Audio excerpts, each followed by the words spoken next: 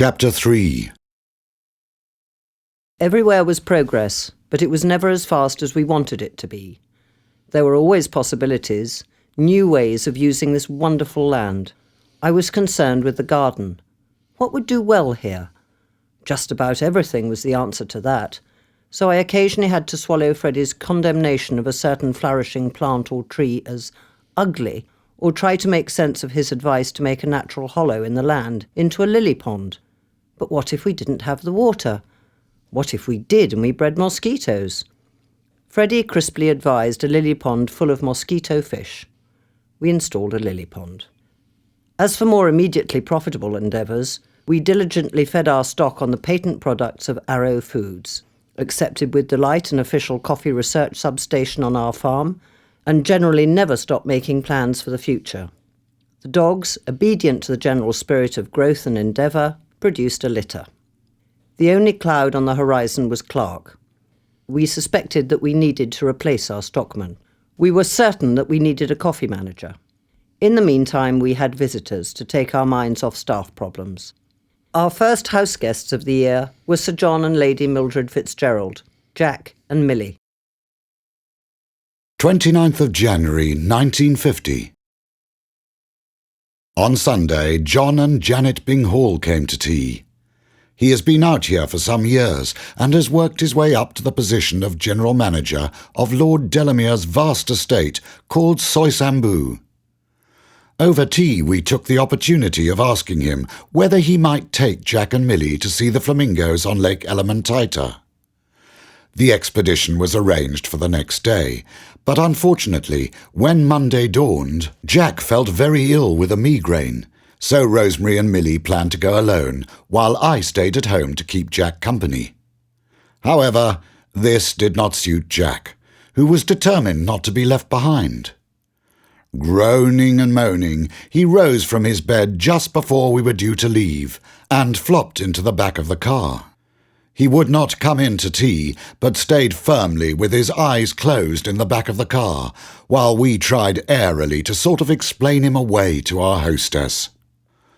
After tea we all motored down to the fascinating lake, whilst Jack continued to groan in the back, with his eyes shut.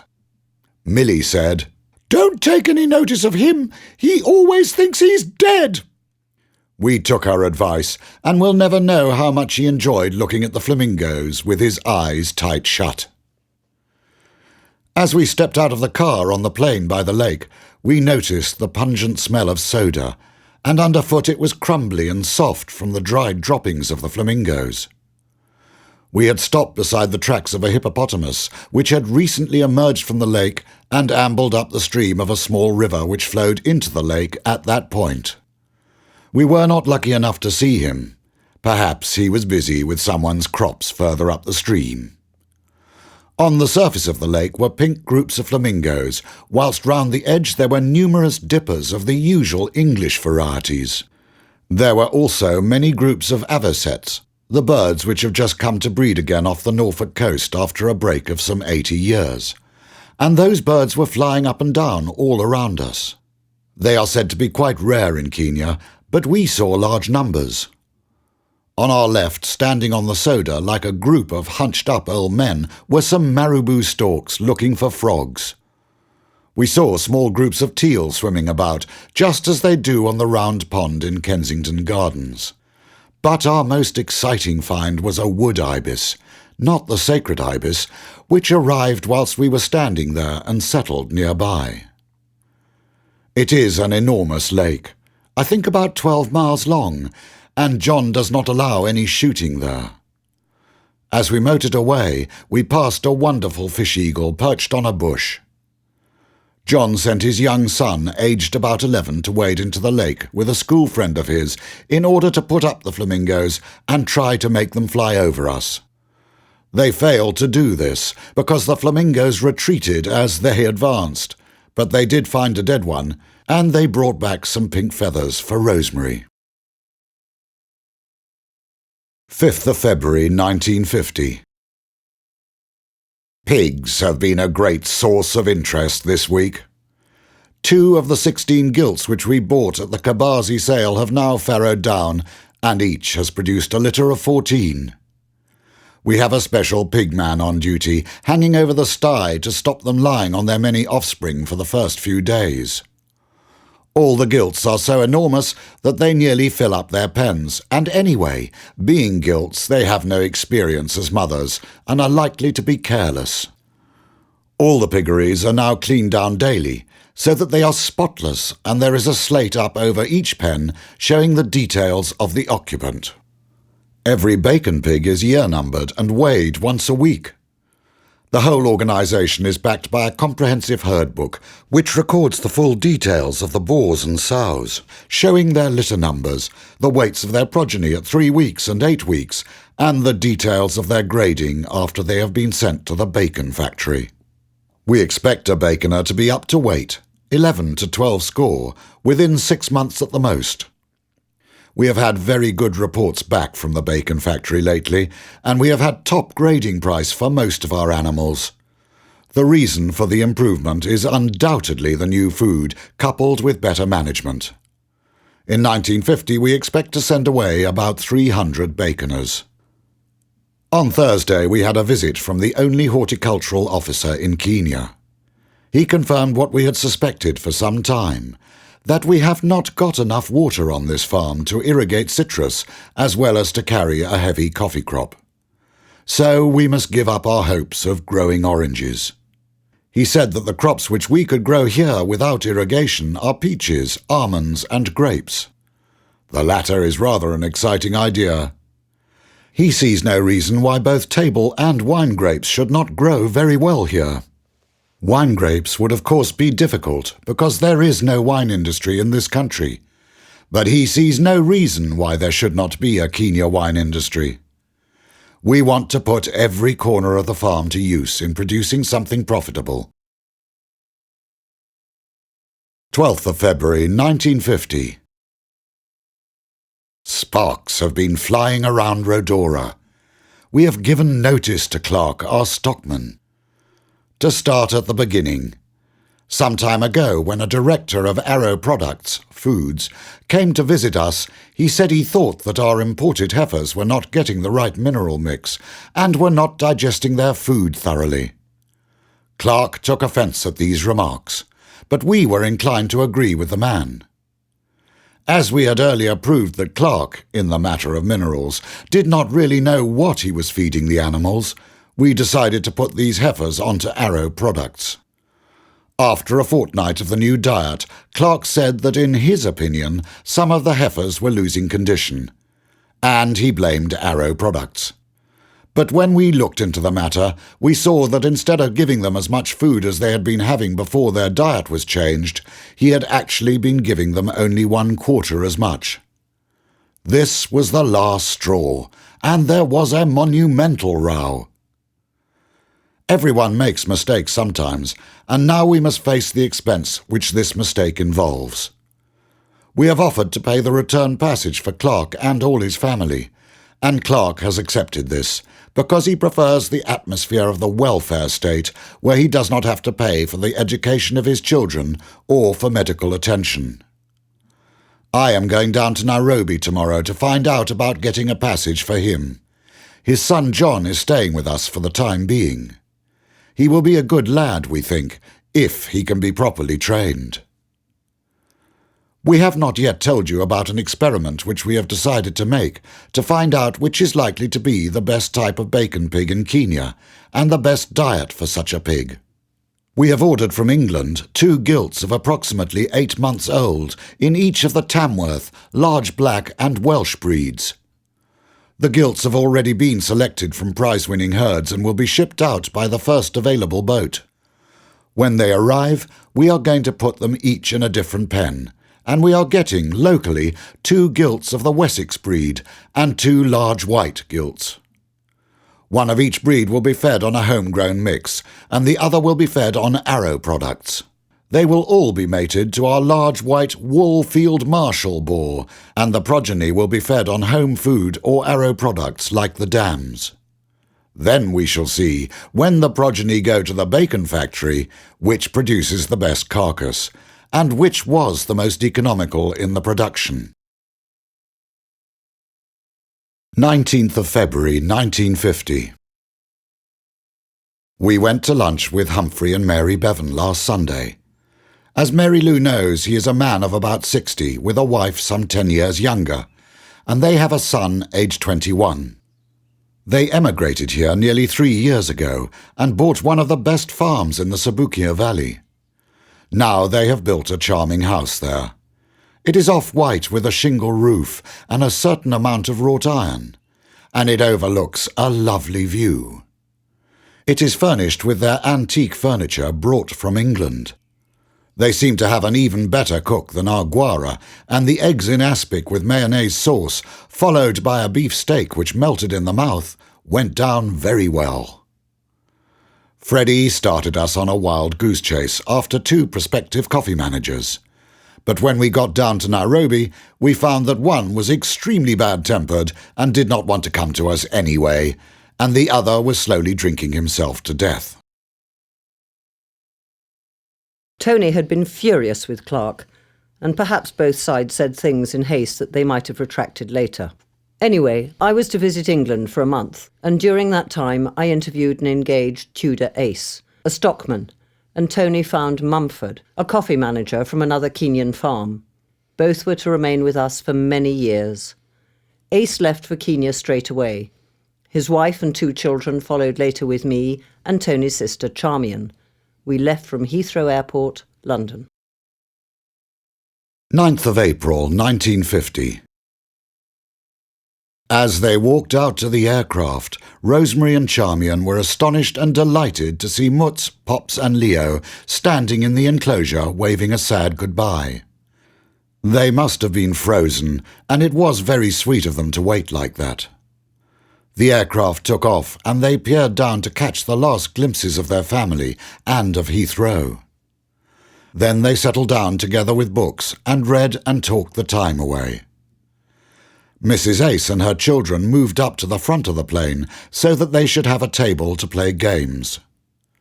The journey to Castel Bonito was fairly smooth, though they landed there looking slightly green and a little ahead of schedule. Rosemary spent an amusing hour smelling Africa again with its aromatic odours. I say Elsons and camels, but she says I am not aesthetic and have no sense of smell. And she found a kind of mimosa tree with flowers twice the normal size. On getting back into the plane, they were shown a bad film after dinner, and then, whilst they cruised over the desert, they settled down to sleep, each with a double berth to themselves as the plane was very empty. Approaching Khartoum, the flying became bumpy, and everyone became rather bad-tempered at being turned out of the aircraft at 2:30 in the morning for an hour. Here they were told for the second time that they were ahead of schedule and would arrive at Nairobi at 9:30, 1.5 hours early. They settled into a fitful sleep until daylight, when it started to be very rough as the plane came over the mountains of Uganda and Kenya. And a note was brought round by an officer saying that they had been advised to turn back to Entebbe in Uganda, on Lake Victoria, because the Nairobi runway was flooded with torrential rain. "But why Entebbe of all God-forsaken places?" wailed Rosemary, and the officer patiently explained that Sky Masters were so big that there were no facilities for such a monstrous craft at any other airport. So the plane bumped them, rabid with rage, for 1.5 hours more over to Lake Victoria, and they skimmed over the surface of the lake to land on the airfield, which is right beside it. There was no proper landing gangway for such a plane, and the only way of getting down was by sitting on the floor and dropping, as gracefully as they could manage, into a few outstretched arms. They were taken off to the hotel, which was a surprisingly nice one, very modern and clean, situated at an altitude of about 4,500 feet above sea level. The air was warm and balmy, and the countryside green and lush. With great delight, Charmian and Rosemary were shown into a comfortable room with bathroom off, and emerged an hour later feeling like 2 different people, and ready to face the hour and a half ahead of what they knew would be the roughest part of the journey. So it was, one non-stop bump. And as they touched down at Nairobi, Charmian, full of Dramamine, said, "5 minutes more, and I should have been finished." 16th of April, 1950. We now have 7 canines in the house, and these represent so many delicious meals to the leopards that they walk round the house drooling all night. One night a leopard rattled the grill over the window beside Beatrice's bed, trying to get at Red, who was sleeping in the room. We know it was the leopard because his pug marks were in the border outside. Monique and Beatrice nearly expired with fright. Another night, when the houseboy was coming round the house to turn down our bed, he found a leopard sitting beside our veranda, only a few yards from him. About 250 acres of the crater land is now cleared, and much of this is already fenced. We shall soon be mowing here too. The coffee is visibly recovering after its heavy crop as the rain sinks in. The 2 new piggeries made of wattle poles and makuti thatch are now complete and house some 30 sows and 3 boars. Our old Danish piggery has become the nursery for our baconers from the time they are weaned at 8 weeks. The new cowshed is growing rapidly. Rosemary says it looks like a Borstal institution at the moment. Apart from a baby which fell into some boiling porridge and got badly burned on one arm, and Guara who suddenly developed a serious fever which dispersed within 24 hours, there has been no other special excitement this week. 23rd of April, 1950.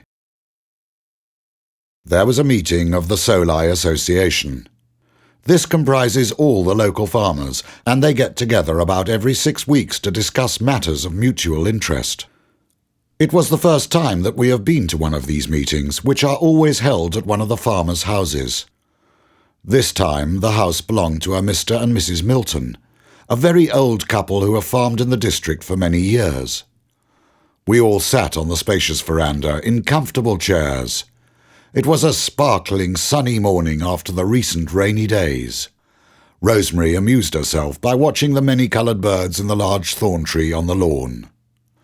Mr. Milton loves hearing himself speak, and his wife gazes proudly at him on the frequent occasions when he rises to his feet, beginning, "This question does not concern me personally, but—" And as the argument develops, one finds that it concerns him vitally, and he has a strong personal interest in the matter. Subjects for discussion ranged from water rights to a request for a license for a butcher's shop on a farm, from the political situation in Tanganyika, on which Michael Blundell, our member for Legco, ably spoke, to the wages which should be paid to a Kikuyu bibi. One felt the rumblings of age-old feuds between farmers who had been in the valley for years, or heard the open clash of younger and more recent settlers. English was spoken in different ways, by Yorkshiremen and Scotsmen, by South Africans and Germans, by Dutchmen, and even by a Frenchman. One felt that all were fundamentally united on the aims and objects of white settlement. The chairman for the year is George Manuel. He made a picturesque figure in his khaki shorts, top boots and broad-brimmed colonial hat, with his thumbs always stuck into his belt. He has no idea how to be a chairman, but nobody seems to mind. There were long pauses during the meeting, with everyone sitting in silence while the chairman and secretary, Varley Everett, hastily read up what they should have known all about before they came. It trailed on, and it was 2 p.m. before we got home for lunch. Charmian had spent a busy morning with the gardeners. We have made her foreman gardener, and she has begun to get it all nicely in order, ready for the great planting activity which is due this coming week. On Saturday we went up to Kabazi, stopping at Michael Blundell's on the way. We had heard rumours that his imported bull was the finest that had ever come into the country, and Rosemary was determined to see it, to satisfy our qualms that it might beat Valentine at the show in October. However, now we have seen it, we were able to tell him what a nice animal it was, with a joy in our hearts, because we do not think it can hold a candle to our Valentine. We read to David every night before he goes to bed. In the nursery rhyme book there is of course the story of the butcher, the baker and the candlestick maker. These three gentlemen are depicted at sea in a leaky-looking boat. On this particular afternoon I was visited by the representative of a large firm in Nairobi from which we are buying some equipment for the new cowshed. He was a young man with a huge handlebar moustache who told us that his hobby was motor racing. When I took him into tea, everyone was already seated, so I introduced him all round, saying, "This is Mr. Baker." David's eyes glistened and he began to stare. At the first pause in the conversation, he said with awe in his voice, "It's the baker, Daddy." Almost too good to be true. The character in his storybook had really come to life. 30th of April 1950. On Monday we set off to the field where the herd was grazing, to go through it cow by cow, to decide our breeding policy for each animal. We sat down on the newly made water trough with our papers, Tudor and his little son and our two selves, together with the head herd boy, Kipsang. Just as we were going to start, the tractor arrived to collect some stone beside the water trough. From this moment, our peace of mind and good spirits suffered many setbacks. First of all, the other herd boys had not arrived, and one boy could not possibly collect all the cattle when wanted. So we had to wait for some time before they decided to turn up. Meanwhile, the tractor boys were dodging about in a distracting fashion, collecting the stone, and just as they had finished loading and the driver was revving up to leave, there was a loud splutter, and the tractor engine subsided into dead silence. Tudor thought that this was just the moment to display his knowledge of the insides of tractors, so herd books were scattered to the winds, and only the back end of Tudor was seen from then on. At this moment the baboons, which we had disturbed on arriving at the field, were assembled again at a family conference on a nearby knoll, scratching their fleas and making faces at us. This so tantalized me that I returned urgently to the house to get my gun, which I then steadied for a long time on the immobile tractor amidst a crowd of admiring Africans, and scored a direct miss. We arrived at lunchtime with nothing achieved, except that we had managed to put the cows' yields down for the day by disturbing their morning's grazing. Wednesday was my birthday, and we planned a picnic lunch and tea with a visit to the Cooper's nursery garden at Elbergen. First of all, at 9 a.m. I went off to the police court to bear witness against our calf boy, who had tried to steal a bottle of milk. Here I heard some news about the recent incident up at Souk, which was reported on the BBC News, when 4 European policemen were murdered. Apparently the Souk are a very backward, savage tribe, and this affair arose over a small group of some 300 who were religious fanatics. The Europeans went out with African policemen to recapture an escaped convict who was leader of the group. Whilst they were parleying, they were suddenly and without warning riddled with spears. The African police opened fire and killed about 20 of the Souk, including the convict. It is a dreadful business, but it was a purely local affair and does not have repercussions in this district. In the evening we listened grandly to the news from London relayed through Nairobi on the baby radio which Rosemary has given me for my birthday. On Thursday I attended a baraza, which was held by the Labour officer for all the surrounding farms.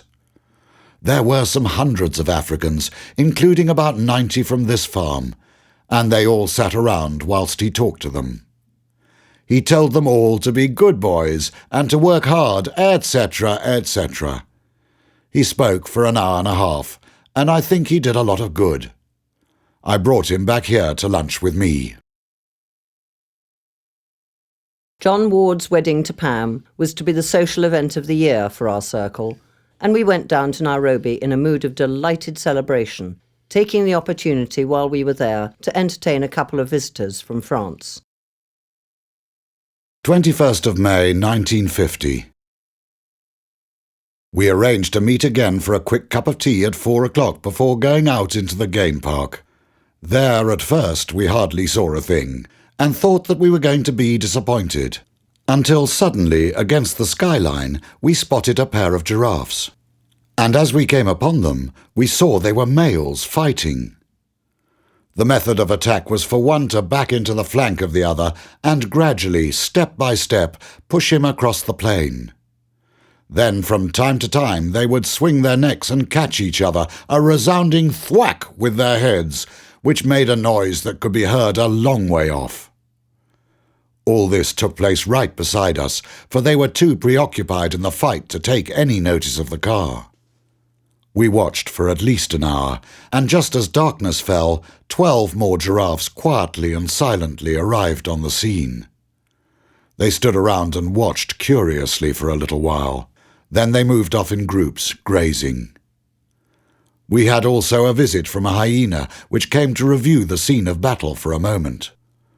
Reluctantly, we left them all when it got too dark to see any more, but still they were fighting, and we longed to know how it would all end. On the way back we found some cars with their headlights on 2 lionesses. We joined in and stayed watching for a short while. The nearest lioness was about 15 yards from our car. One of the other cars kept flicking its headlights on and off until its occupants managed to move the lioness away. This is just what the game wardens have been asking the public not to do for weeks in the press, and at the gates of the game park one of them was blocking the exit, as we were there 20 minutes after closing time and it was a very dark night. He was in a furious rage, accusing us of worrying the lions after dark. No excuses were listened to. We were to appear before a magistrate in Nairobi and could tell him all we wanted to then. Finally, he hoped that we would never come into the park again. Somewhat abashed, we returned to the club and recounted the sad tale to Freddie, with whom we were dining. He and Vi had been down in Nairobi since before the weekend, together with John and Pam and Mrs. Swinton Hume. The first 3 were staying at the Mathega Club, but Pam and her mother were staying at Lady Macmillan's house called Chiromo, where the reception was to be held.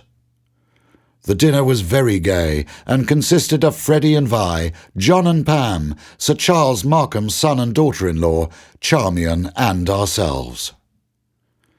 We went to bed quite late, and the next morning we were up early because Freddie had decided that he and I should go to the office of the Kenya National Parks in order to object to the game warden's rudeness. When we arrived there, bursting with simulated indignation, we told of the treatment we had received at a time when we were entertaining important French financial interests, who were now so disgusted that we had great difficulty in persuading them to stay in the country at all. All this was quite untrue. These arguments proved so effective that, far from continuing with the threatened prosecution against us, the Deputy Director apologised to us all the way down the stairs. On Wednesday morning we set off early to do some more shopping, as we had to be back at the club by about 12 in order to change for the wedding. The service was charming, with a beautiful choir, the first wedding service to be held in Kenya with choral accompaniment. Pam had to abandon her cream wedding dress because it was sent off from England by sea mail instead of air mail, but she made a pretty picture with a pinky beige tulle dress embroidered with little gold spangles, and her 2 tiny pages and 3 equally tiny bridesmaids were in satin suits and dresses of exactly the same colour. The flowers were well arranged and profuse in yellow, gold and bronze colours, which blended harmoniously. The reception was at Chiromo, which is a large and spacious house with a series of reception rooms, one leading into another, and from the veranda along the front are steps down to descending terraces, with a winter garden at the far side of the lawn. Massed orange bougainvillea and yellow alamander interspersed with lovely herbaceous flowers made it all a perfect setting.